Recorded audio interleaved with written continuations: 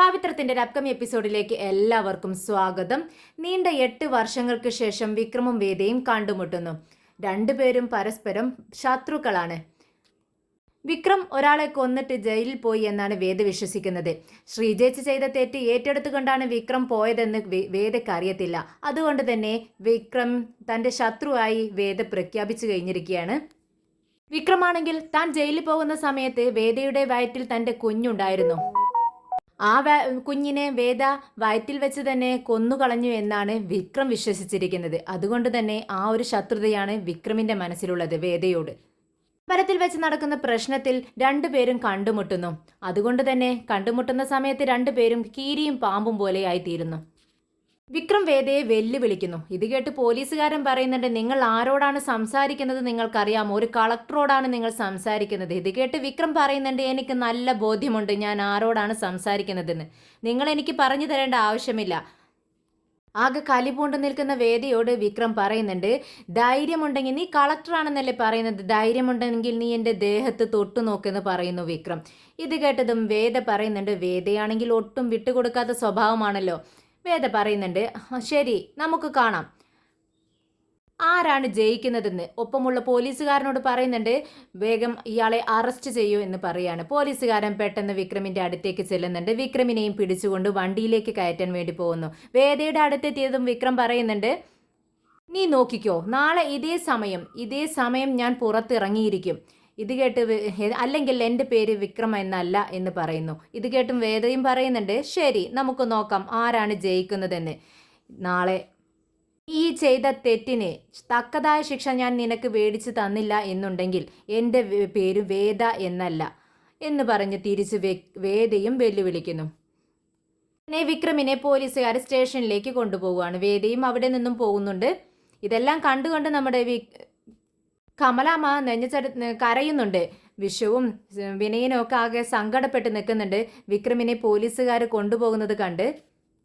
പിന്നീട് കൺമണിയും അച്ഛനും സംസാരിച്ചുകൊണ്ടിരിക്കുകയാണ്. അച്ഛൻ കൺമണിയോട് ചോദിക്കുന്നുണ്ട്, കൺമണി നിന്റെ മനസ്സിലിരിക്കുന്ന എന്താണ്? ഞാൻ കുറേ ദിവസമായി നിന്നോട് ചോദിക്കണമെന്ന് വിചാരിക്കുന്നു. നീ പഠിച്ച് അഡ്വക്കേറ്റ് ആയത് വിക്രമിൻ്റെ സഹായം കൊണ്ടായിരിക്കാം. പക്ഷേ തിരിച്ചൊന്നും പ്രതീക്ഷിക്കാതെ നീ എന്തിനാണ് വിക്രമിന് വേണ്ടി ഇങ്ങനെ കഷ്ടപ്പെടുന്നത്? അവൻ്റെ കാര്യങ്ങളെല്ലാം നീ നോക്കുന്നത് എന്തിനു വേണ്ടിയാണ്? നിനക്ക് അവനോട് സ്നേഹമുണ്ടെന്ന് എനിക്കറിയാം. അവനക്ക് നിന്നോട് തിരിച്ചങ്ങനെയുണ്ടോ എന്ന് ചോദിക്കുകയാണ്. ഇത് കേട്ടതും കൺമണി പറയുന്നുണ്ട്, ഞാൻ തിരിച്ചൊന്നും പ്രതീക്ഷിച്ചിട്ടല്ല അച്ഛ അവനെ സ്നേഹിക്കുന്നത്. എനിക്ക് അവനെ ഒരുപാട് ഇഷ്ടമാണ്. ഈ ജീവിതത്തിൽ എൻ്റെ കഴുത്തിൽ ഒരു താലി കെട്ടുന്നുണ്ടെങ്കിൽ അവൻ മാത്രമായിരിക്കും. പക്ഷേ അവന് തിരിച്ചെന്നോട് എന്താണ് മനോഭാവമെന്ന് എനിക്കറിയത്തില്ല. അവൻ എന്നോട് ഓപ്പണായിട്ട് ഒന്നും പറഞ്ഞിട്ടില്ല. എങ്കിലും എനിക്ക് ഒന്നേ അറിയത്തുള്ളൂ, എനിക്ക് അവനെ ഒരുപാട് ഇഷ്ടമാണ് എന്ന് മാത്രമേ അറിയത്തുള്ളൂ. അച്ഛൻ ഒന്നും പറയണ്ട, എന്നോടൊന്നും ചോദിക്കുകയും ചെയ്യരുത് എന്ന് പറയുന്ന സമയത്ത് രാജേട്ടനും വനിയൻകുട്ടനും എല്ലാം അങ്ങോട്ടേക്ക് വരുന്നുണ്ട്. കൺമണി നീ അറിഞ്ഞോ എന്ന് ചോദിക്കുകയാണ്. എന്താ ചേട്ടാ എന്ന് ചോദിക്കുന്നോ അനിയൻകുട്ടൻ പറയുന്നുണ്ട്, അത് വിക്രമേട്ടൻ ജയിലിലാണ്, നീ ഒന്ന് പെട്ടെന്ന് വാ എന്ന് പറയുന്നുണ്ട്. ഇത് കേട്ട് കൺമണി ചോദിക്കുന്നുണ്ട്, ജയിലിലാണെന്നോ, എന്ത് പറ്റി എന്ന് ചോദിക്കുകയാണ്. ഇത് കേട്ടതും രാജേട്ടൻ പറയുന്നുണ്ട്, അത് ഇവിടുത്തെ പുതിയ കളക്ടറായി ചാർജ് എടുത്തിരിക്കുന്നത് വേദയാണ്. വിക്രമിൻ്റെ വൈഫ് ഉണ്ടായിരുന്നില്ലേ, നിനക്കറിയത്തില്ലേ? വിക്രം കഥകളെല്ലാം പറഞ്ഞു തന്നിട്ടില്ലേ നിനക്ക്? ആ വേദയാണ് കളക്ടറായി ചാർജ് എടുത്തിരിക്കുന്നത്. അവർ തമ്മിൽ പ്രശ്നമുണ്ടായി. വേദ ഇങ്ങോട്ടേക്ക് വന്നിരിക്കുന്നത് എന്തൊക്കെയോ മനസ്സിൽ കരുതി കൂട്ടി തന്നെയാണ്. അതിൻ്റെ ഫലമായിട്ടാണ് വിക്രമിനെ ഈ അറസ്റ്റ് എന്ന് എനിക്ക് തോന്നുന്നു. അതുകൊണ്ട് നീ പെട്ടെന്ന് ചെന്ന് അന്വേഷിച്ച് എന്താ വേണ്ടതെന്ന് വെച്ചാൽ ചെയ്യ് എന്ന് പറയുന്നുണ്ട്. അങ്ങനെ കൺമണി പെട്ടെന്ന് തന്നെ ഞാൻ ഇതാ വരുന്നു എന്ന് പറഞ്ഞുകൊണ്ട് തൻ്റെ ഫോൺ എടുത്തുകൊണ്ട് പുറത്തേക്ക് ചെല്ലുന്നുണ്ട്. വേദ റൂമിൽ ഒരു ബുക്ക് വായിച്ചുകൊണ്ടിരിക്കുന്നു. വിജി മോൾക്ക് ഭക്ഷണം കൊടുക്കുന്നുണ്ട്. വേദയെ കാണാൻ ആരോ വന്നിട്ടുണ്ടെന്ന് പറയുന്നു. ശരി വരാൻ പറയൂ എന്ന് പറയുന്നുണ്ട് വേദ പെട്ടെന്ന് തന്നെ ചെന്ന് വാതിൽ തുറക്കുന്നു. പുറത്ത് കണ്ടവരെ കണ്ട് വേദ ആകെ ഞെട്ടുന്നുണ്ട്. വേദയുടെ അച്ഛനും മുത്തശ്ശിയും ചേട്ടനും എല്ലാവരും അവരെ കണ്ട് വേദ ആകെ ഒരു നിമിഷം അന്തം വിട്ടു നിന്നുപോയി. എത്രയോ വർഷങ്ങൾക്ക് ശേഷമാണ് പരസ്പരം കാണുന്നത്. ശങ്കരനാരായണന് സങ്കടം വരുന്നുണ്ട്. പെട്ടെന്ന് വേദ ഒന്നും മിണ്ടാതെ തിരിഞ്ഞങ്ങ് നടക്കുവാണ്. ജനലിനടുത്തായി അവർക്ക് തിരികെ ഓപ്പോസിറ്റ് സൈഡിൽ നിൽക്കുന്നു. എല്ലാവരും അകത്തേക്ക് കയറി വരുന്നുണ്ട്. വിജിക്ക് ഒന്നും തന്നെ മനസ്സിലായില്ല. വിജി എല്ലാവരെയും നോക്കുന്നുണ്ട്. അവിടെ ഇരിക്കുന്ന മോളുടെ സുഡറിന്റെ മുഖത്തേക്കാണ് ശങ്കരനാരായണൻ നോക്കുന്നത്. വേദയുടെ മുഖത്ത് നോക്കി ശങ്കരനാരായണൻ ചോദിക്കുന്നുണ്ട്, ഇതല്ലേ മോള്? വേദ തലയാട്ടുന്നുണ്ട്. ഉടനെ തന്നെ ശങ്കരനാരായണന്റെ കണ്ണുകൾ നിറയുന്നുണ്ട്. മോളെ എന്ന് വിളിക്കുകയാണ്. ഇത് കേട്ടതും വിജി ചോദിക്കുന്നുണ്ട്, നിങ്ങൾ ആരാണ്? അത് കേട്ടതും ശങ്കരനാരായണൻ പറയുന്നുണ്ട്, ഞാൻ എന്ത് പറയണം? വേദയുടെ അച്ഛനെ പോലെയാണെന്നോ അച്ഛനാണെന്നോ എന്ത് പറയണമെന്ന് എനിക്കറിയില്ല. ഞാൻ മോളുടെ മുത്തശ്ശനാണെന്ന് പറയുന്നു. ഇത് കേട്ടതും വിജിക്ക് സന്തോഷമാവുന്നുണ്ട്. വേദയുടെ റിലേറ്റീവ്സിനെയൊക്കെ വിജി ആദ്യമായിട്ടാണ് കാണുന്നത്. വിജി വേഗം തന്നെ മോളെയും കൊണ്ട് അവരുടെ അടുത്തേക്ക് ഓടി വരുന്നുണ്ട്. എന്നിട്ട് പറയുന്നുണ്ട്, അച്ഛാ ഇരിക്കേ, മുത്തശ്ശി എല്ലാവരും ഇരിക്കേ. എന്നാൽ ശങ്കരനാരായൺ മോളെ നോക്കിക്കൊണ്ട് പറയുന്നുണ്ട്, മോളെ ഇങ്ങോട്ടേക്ക് വാ എന്ന് പറഞ്ഞ് വിളിക്കുമ്പോൾ മോള് പറയുന്നുണ്ട്, ഇല്ല ഞാൻ വരില്ല. എന്നോട് വേദ പറഞ്ഞിട്ടുണ്ട് പരിചയമില്ലാത്തവർ വിളിച്ചാൽ ചെല്ലരുതെന്ന്. ഞാൻ വരില്ല എന്ന് പറഞ്ഞുകൊണ്ട് വിജിയുടെ അടുത്ത് തന്നെ നിൽക്കുവാണ്. ഉടനെ ശങ്കരനാരായണൻ വേദയുടെ മുഖത്തേക്ക് നോക്കുന്നുണ്ട്. മോളെ ഞാൻ നിന്റെ മുത്തശ്ശനാണ്. നിന്റെ വേദയുടെ അച്ഛൻ എന്ന്, അമ്മയുടെ അച്ഛൻ എന്ന് പറയുവാണ്. ഉടനെ തന്നെ സുഡർ വേദയുടെ മുഖത്ത് നോക്കി ചോദിക്കുന്നുണ്ട്, വേദ ഞാൻ അവരുടെ അടുത്തേക്ക് ചെന്നോട്ടെ, അവരെന്നെ വിളിക്കുന്നു എന്ന് പറയുക. ശരി എന്ന് വേദ പറഞ്ഞതും മോള് വേഗം തന്നെ ശങ്കരനാരായണന്റെ അടുത്തേക്ക് ചെല്ലുന്നുണ്ട്. ശങ്കരനാരായൺ മോളുടെ കവിളത്ത് ഉമ്മ കൊടുക്കുകയാണ്. അപ്പോഴേക്കും മുത്തശ്ശിയും മോളെ ഞാൻ നിന്റെ മുത്തശ്ശിയാണെന്ന് പരിചയപ്പെടുത്തുന്നു. അങ്ങനെ മോള് ചോദിക്കുന്നുണ്ട്, നിങ്ങളാരാ എന്ന്. നീ ആരാണെന്ന് ശ്രീയുടെ മുഖത്ത് നോക്കി ചോദിക്കുകയാണ്. അത് ശ്രീക്ക് ഒട്ടും ഇഷ്ടപ്പെടുന്നില്ല. ശ്രീ പറയുന്നുണ്ട്, നിന്റെ അമ്മയുടെ ജ്യേഷ്ഠനാണ് ഞാൻ എന്ന് പറയുന്നു. എന്നിട്ട് പറയുന്നുണ്ട്, അല്ല നിന്റെ അമ്മ നിന്നെ ഇങ്ങനെയൊക്കെയാണോ മുതിർന്നവരോട് സംസാരിക്കാൻ പഠിപ്പിച്ചു വെച്ചിരിക്കുന്നത്? നീ എന്നൊക്കെ വിളിക്കുന്നത് എന്തിനാ എന്ന് ചോദിക്കുന്നു. അത് കേട്ടതും വിജി പറയുന്നുണ്ട്, സോറി സാർ, ഒന്നും വിചാരിക്കരുത്. മോള് ഞങ്ങളെ രണ്ടുപേരും മാത്രമല്ലേ കാണുന്നുള്ളൂ. അധികം ആരോടും അവൾ ഇടപഴകുന്നില്ല. അതുകൊണ്ട് തന്നെ ആരോട് എങ്ങനെ സംസാരിക്കണമെന്നോ ഒന്നും പെരുമാറണമെന്നോ അവൾക്ക് അറിയത്തില്ല. ഇനി അതെല്ലാം മോൾക്ക് പഠിപ്പിച്ചു കൊടുക്കണം എന്ന് പറയുന്നുണ്ട്. എല്ലാവരും ഇരിക്കാൻ പറയുന്നുണ്ട്. എല്ലാവരോടും വിജി ചായ എടുക്കട്ടെ എന്ന് പറഞ്ഞ് എല്ലാവർക്കും ചായയൊക്കെ കൊടുക്കുന്നുണ്ട്. എന്നാൽ വേദ ഇതിലേക്ക് ഒന്നും ശ്രദ്ധിക്കുന്നില്ല, ആരോടും ഒന്നും മിണ്ടുന്നില്ല, മാറി നിൽക്കുവാണ്. ശങ്കരനാരായണൻ വേദയുടെ അടുത്തേക്ക് ചെന്നിട്ട് പറയുന്നുണ്ട്, മോളെ എനിക്കൊരു കാര്യം നിന്നോട് പറയാനുണ്ട്. എന്താണെന്ന് വേദ ചോദിക്കുന്നുണ്ട്. എനിക്ക് നമ്മുടെ വിക്രമിൻ്റെ കാര്യമാണ് പറയാനുള്ളത്. വിക്രമിൻ്റെ കേസ് ഞാനല്ലേ അന്വേഷിച്ചത്. അവൻ ഒരു തെറ്റും ചെയ്തിട്ടില്ലെന്ന് എനിക്ക് വ്യക്തമായി അറിയാം. മറ്റാർക്കോ വേണ്ടിയാണ് അവൻ ആ കുറ്റം ഏറ്റെടുത്തത്. അത് ആർക്കു വേണ്ടിയാണെന്ന് എനിക്കറിയത്തില്ല. നീ അവനെ മനസ്സിലാക്കണം. നീ എന്തിനാണ് അവനെ അറസ്റ്റ് ചെയ്യിച്ചതെന്ന് ചോദിക്കുന്നുണ്ട്. ഇത് കേട്ടതും വേദ പെട്ടെന്ന് അച്ഛനോട് ശങ്കരനാരായണനോട് പറയുന്നുണ്ട്, അവനെക്കുറിച്ച് എനിക്കൊന്നും കേൾക്കേണ്ട. അത് പറയാനാണെങ്കിൽ എൻ്റെ അടുത്തേക്ക് വരികയും വേണ്ട എന്ന് പറഞ്ഞുകൊണ്ട് ദേഷ്യപ്പെടുകയാണ്. ഉടനെ ശങ്കരനാരായണൻ പറയുന്നുണ്ട്, ഇല്ല ഞാൻ അവൻ്റെ കാര്യം ഒന്നും തന്നെ മിണ്ടുന്നില്ല. ശരി എന്നാൽ ഞങ്ങൾ പോട്ടെ എന്ന് പറഞ്ഞുകൊണ്ട് അവരെല്ലാവരും യാത്ര പറഞ്ഞിറങ്ങുവാണ്. ഉടനെ ശ്രീ പറയുന്നുണ്ട്, എന്തായാലും വേദേ നീ അവനെ ആ റൗഡിയെ അറസ്റ്റ് ചെയ്യിച്ചത് നന്നായി. അവനക്കത് അത്യാവശ്യമാണ്. കുറേ കാലമായി അവനെ ഇവിടെ വലിയ റൗഡിയായി വിലസുന്നു.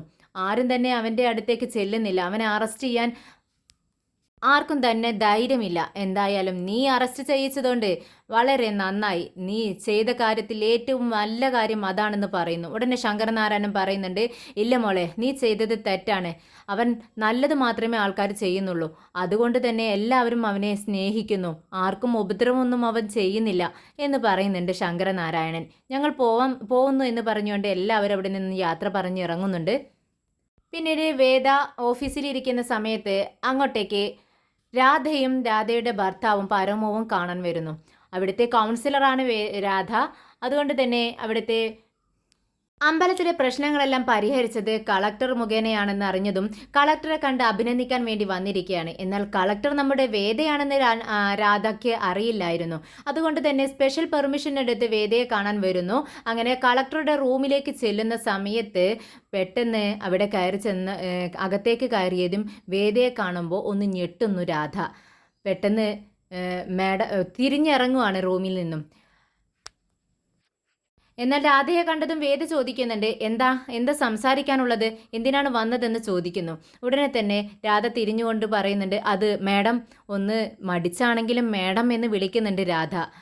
മാഡം ഞാൻ ഇവിടുത്തെ കൗൺസിലറാണ്. മാഡമാണ് ഇവിടുത്തെ പ്രശ്നങ്ങളെല്ലാം പരിഹരിച്ചത് എന്നറിയാം. അതുകൊണ്ട് അഭിനന്ദിക്കാൻ വേണ്ടി താങ്ക്സ് പറയാൻ വേണ്ടി വന്നതാണെന്ന് പറയുന്നു. നിങ്ങളിവിടുത്തെ കൗൺസിലറാണെന്ന് പറഞ്ഞിട്ട് എന്താ കാര്യം? നിങ്ങൾ ആ പ്രശ്നം നടക്കുന്ന സമയത്ത് അവിടെ ഉണ്ടാവേണ്ടതല്ലേ, എന്തുകൊണ്ട് അവിടെ കണ്ടില്ല എന്ന് ചോദിക്കുന്നുണ്ട്. അതിനെല്ലാം മറുപടി പറയുന്നത് പരമുവാണ്. ഉടനെ വേദ ചോദിക്കുന്നുണ്ട്, കൗൺസിലർ അല്ലേ സംസാരിക്കേണ്ടത്, അവരൊരു സ്ത്രീയല്ലേ, സംസാരിക്കാൻ അവസരം കൊടുക്കൂ. നിങ്ങൾ എന്തിനാണ് അവരോട് ചോദിക്കുന്ന കാര്യങ്ങൾക്ക് നിങ്ങൾ മറുപടി പറയുന്നത്? അതിൻ്റെ ആവശ്യമില്ല എന്ന് പറയുന്നു. ഒന്ന് ചമ്മുന്നുണ്ട് പരമു. എങ്കിലും രാധ പറയുന്നുണ്ട്, ഇനി ഞാൻ ശ്രദ്ധിച്ചോളാം, എന്തായാലും ഞങ്ങളിപ്പോൾ പോവാണെന്ന് പറഞ്ഞ് അവരവിടെ നിന്ന് യാത്ര പറഞ്ഞിറങ്ങുന്നു. പോകുന്നതിന് മുൻപ് രാധ ഒരു കാര്യം കൂടി പറയുന്നുണ്ട് വേദയോട്. മാഡം, അവൻ വലിയൊരു റൗഡിയാണ് ഈ വിക്രം എന്ന് പറയുന്നത്. അവനെ മാഡം അറസ്റ്റ് ചെയ്തത് എന്തുകൊണ്ടും നന്നായി. ഞങ്ങൾക്കൊന്നും അവനെ ഒന്നും ചെയ്യാൻ പറ്റാതിരിക്കുമായിരുന്നു. കുറേ കാലമായി അവൻ്റെ ശല്യം ഞങ്ങൾ സഹിക്കുന്നു. അതുകൊണ്ട് മാഡം ഇങ്ങനെ ഒരു തീരുമാനമെടുത്തതും അവനെ അറസ്റ്റ് ചെയ്യിച്ചതും ഞങ്ങൾക്ക് വലിയ ഉപകാരമായി എന്ന് പറയുന്നു. വേദ രാധയെ ഒന്നും നോക്കുന്നുണ്ട്. അങ്ങനെയാണ് യാത്ര പറഞ്ഞ് രാധ അവിടെ നിന്നും പോകുന്നത്. കൺമണി കുറച്ച് പേപ്പേഴ്സ് എല്ലാം എടുക്കാൻ വേണ്ടി വീട്ടിലേക്ക് വരുന്നു. ഉടനെ അച്ഛൻ കൺമണിയുടെ പിറകെ ചെല്ലുന്നുണ്ട്. കൺമണി, നീ ഇത് എന്തുദ്ദേശിച്ചാ അവൻ്റെ പിറകെ അവനക്കും വേണ്ടി ഇങ്ങനെ കഷ്ടപ്പെട്ട് നടക്കുന്നത്? ഞാൻ നിന്നോട് എത്ര തവണയായി ഇത് പറയുന്നു. അവൻ്റെ ഭാര്യ വന്നിട്ടുണ്ടെന്നല്ലേ പറഞ്ഞത്, ആ വേദ.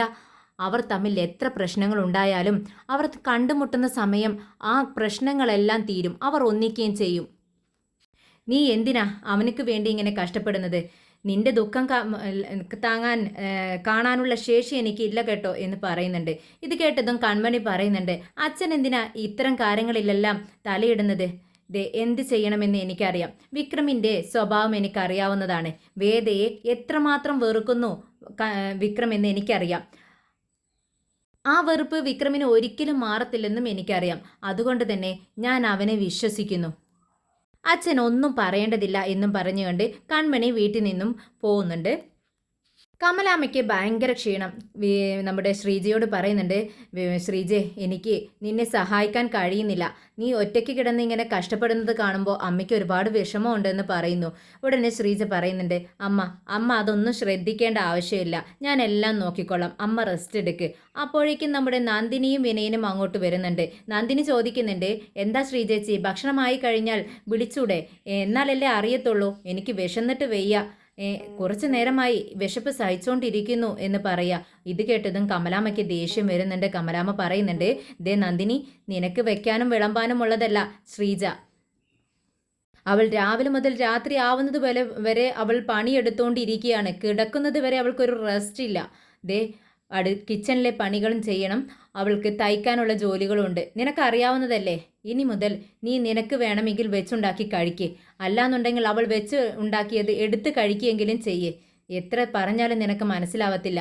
നീയും ഈ വീട്ടിലെ ഒരു മരുമകളല്ലേ, പിന്നെ എന്തിനാ അവളെ ഇട്ടിങ്ങനെ കഷ്ടപ്പെടുത്തുന്നത്? ഇനി മേലാൽ അവളോട് നീ അത് വേണം ഇത് വേണം എന്നൊന്നും പറയരുതെന്ന് പറയുന്നു. ഇത് കേട്ടതും നന്ദിനി വിനയനോട് പറയുന്നുണ്ട്, എന്തിനാ അമ്മ ഇങ്ങനെ ദേഷ്യപ്പെടുന്നത്? അതിന് മാത്രം ഞാൻ ഒന്നും പറഞ്ഞില്ലല്ലോ. എനിക്ക് തീരെ വയ്യാത്തത് കൊണ്ടല്ലേ, ശരീരത്തിന് വയ്യാത്തത് കൊണ്ടല്ലേ ഞാൻ ഇങ്ങനെ ഒന്നും ചെയ്യാതിരിക്കുന്നത് എന്ന് പറയുന്നുണ്ട്. ഇത് കേട്ടതും വിനയം പറയുന്നുണ്ട്, നന്ദിനി, ഒന്നും മിണ്ടാതിരിക്കെ, നിന്റെ വായ അടച്ചൊന്നിരിക്കാവോ? എനിക്ക് വിശക്കുന്നുണ്ട്, നീ വേണമെങ്കിൽ എൻ്റെ പിറകെ വാ, നമുക്ക് തന്നെ കിച്ചണിൽ കയറി സ്വയം വിളമ്പി കഴിക്കാം, അതാ നല്ലത് എന്ന് പറഞ്ഞുകൊണ്ട് ചോറും കറികളെല്ലാം വിളമ്പി കഴിക്കുന്നു. എന്തെങ്കിലും പൊരിച്ചതുണ്ടോ എന്ന് ചോദിക്കുകയാണ് വിനയൻ. അപ്പോൾ നമ്മുടെ നന്ദിനി പറയുന്നുണ്ട്, പൊരിച്ചതും കരിച്ചതും ഒന്നുമില്ല, ഈ സാമ്പാർ മാത്രമേ ഉള്ളൂ, ഇതങ്ങ് എടുത്ത് കഴിക്കും നിങ്ങൾ എന്ന് പറഞ്ഞുകൊണ്ട് ദേഷ്യപ്പെടുന്നുണ്ട് നന്ദിനി. കമലാമ്മ ഇങ്ങനെ വിഷമിച്ചുകൊണ്ടിരിക്കുകയാണ്. നന്ദിനി എന്താണെന്ന് ചോദിക്കുന്നുണ്ട്. അല്ല, ഞാൻ ഇങ്ങനെ ചിന്തിക്കുകയായിരുന്നു വിക്രമിനെ കുറിച്ച്. അവൻ ഇപ്പോൾ കണ്ടാൽ മിണ്ടുന്നു കൂടിയില്ല, നോക്കുന്നു പോലുമില്ല. അവൻ എങ്ങനെ ഇത്രമാത്രം മാറി എന്നാണ് ഞാൻ ചിന്തിക്കുന്നതെന്ന് കമലാമ്മ പറയുന്നുണ്ട്. ഉടനെ തന്നെ വിശ്വം പറയുന്നുണ്ട്, അമ്മ എന്തിനാ സങ്കടപ്പെടുന്നത്? അവനില്ലെങ്കിലും ഞങ്ങൾ 2 മക്കളില്ലേ അമ്മയ്ക്ക്. എങ്കിലും ഞാൻ അവനെ ഒരുപാട് സ്നേഹിച്ചതല്ലേ, അതുകൊണ്ടാണ് അവൻ്റെ അവഗണന എനിക്ക് സഹിക്കാൻ കഴിയാത്തതെന്ന് പറയുന്നുണ്ട് കമലാമ്മ. വിക്രം ഒരു ഗവൺമെൻറ് ഓഫീസറായി ഈ വീട് നോക്കുന്നതും ജോലി അവനക്ക് കിട്ടുന്നതുമൊക്കെ ഞാൻ ഒരുപാട് സ്വപ്നം കണ്ടിട്ടുണ്ട്. എല്ലാം കളഞ്ഞു കുളിച്ചല്ലോ അവൻ എന്ന് പറയുന്നുണ്ട്. എന്നാൽ വിശ്വം പറയുന്നുണ്ട്, അമ്മേ, അതിനു വേണ്ടി വേദ ഒരുപാട് ശ്രമിച്ചതല്ലേ, ഈ വീടിന് വേണ്ടി വേദ എത്ര കഷ്ടപ്പെട്ടിട്ടുണ്ട്. വിക്രമിന് ഒരു ജോലി കിട്ടാൻ വേണ്ടി അവൾ എത്ര കഷ്ടപ്പെട്ടിട്ടുണ്ട്. അവൾ മാത്രമല്ല, അവളുടെ അച്ഛനും വിക്രം ഒരു ഗവൺമെൻറ് ഓഫീസറായി കാണാൻ വേദയുടെ അച്ഛനുമെല്ലാം ഒരുപാട് ആഗ്രഹിച്ചത്, അതിനുവേണ്ടി ശ്രമിച്ചതും എന്ന് പറയുന്നതും വേദ എന്ന് കേട്ടതും കമലാമ്മയ്ക്ക് ദേഷ്യം വരുവാണ്. അവളെപ്പറ്റി നീ ഒരു അക്ഷരം വേണ്ടരുത്. അവൾ എന്താണ് ഈ വീടിന് വേണ്ടി ചെയ്തത്? അവൾ ചെയ്തു എന്ന് പറഞ്ഞു. പക്ഷേ അവൾക്ക് സ്നേഹമുണ്ടായിരുന്നു, ഈ കുടുംബത്തോട് സ്നേഹമുണ്ടായിരുന്നു എങ്കിൽ അവൾ ഇങ്ങനെയൊക്കെ ചെയ്യുമായിരുന്നോ? അവൾ വിക്രമിനെ ഉപേക്ഷിച്ചിട്ട് പോയി. ഓക്കെ, വിക്രമിനെ ഉപേക്ഷിച്ചത് പോയത് അവർ തമ്മിലുള്ള പ്രശ്നമായിരിക്കാം. പക്ഷേ എന്തിനു വേണ്ടിയാ അവൾ അവളുടെ വയറ്റിൽ വളരുന്ന ആ കുഞ്ഞിനെ ഇല്ലാതാക്കിയത്? ആ കുഞ്ഞ് എന്ത് പിഴച്ചു? ആ കുഞ്ഞ് ആണാണെന്നോ പെണ്ണാണെന്നോ നമുക്കറിയത്തില്ല. ഈ ഭൂമിയിലേക്ക് വരാനുള്ള ഒരു ചാൻസ് പോലും അവൾ കൊടുത്തില്ല. എന്തിനു വേണ്ടിയാ അവൾ ആ ഒരു ക്രൂരത ചെയ്തത്? ആ കുഞ്ഞിനെയെങ്കിലും നമുക്ക് തരാമായിരുന്നില്ലേ അവൾക്ക്? അവളൊരു മനുഷ്യ സ്ത്രീയാണോ? ഇതൊക്കെ ആലോചിക്കുമ്പോൾ എനിക്ക് ജീവിച്ചിരിക്കണമെന്ന് തന്നെ ആഗ്രഹമില്ല. എന്തിനു വേണ്ടിയാണ് ഞാൻ ജീവിക്കുന്നതെന്ന് ചോദിക്കുകയാണ് കമലാമ്മ. ഇത് കേട്ടതും വിശ്വത്തിന് സങ്കടമാവുന്നുണ്ട്. വിശ്വം പറയുന്നുണ്ട്, അമ്മ എന്താ ഇങ്ങനെയൊക്കെ സംസാരിക്കുന്നത്? അമ്മയ്ക്ക് ഞങ്ങളില്ലേ? ഞങ്ങൾ 2 മക്കളില്ലേ? 2 മരുമക്കളില്ലേ? പിന്നെ എന്തിനാ അമ്മ ഇങ്ങനെ വിഷമിക്കുന്നത്? ഇങ്ങനെയൊന്നും സംസാരിക്കരുതെന്ന് പറയുന്നുണ്ട് വിശ്വം. പെട്ടെന്ന് പുറത്തു നിന്നും ഒരു വണ്ടിയുടെ സൗണ്ട് കേൾക്കുന്നു. എല്ലാവരും പുറത്തേക്ക് നോക്കുന്നു. പുറത്ത് കളക്ടറുടെ വാഹനം വന്ന് നിൽക്കുന്നു. അതിൽ നിന്നും വേദ ഇറങ്ങി വരുന്നുണ്ട്. നന്ദിനിക്ക് ഒരുപാട് ശ്രീജയ്ക്ക് ഒരുപാട് സന്തോഷമാവാണ്. ശ്രീജ പെട്ടെന്ന് വേദയോട് പറയുന്നുണ്ട്, വേദേ വാ വന്നിരിക്കുക എന്ന് പറയുന്നു. ഇത് കേട്ടതും കമലാമ്മയ്ക്ക് ദേഷ്യം വരികയാണ്.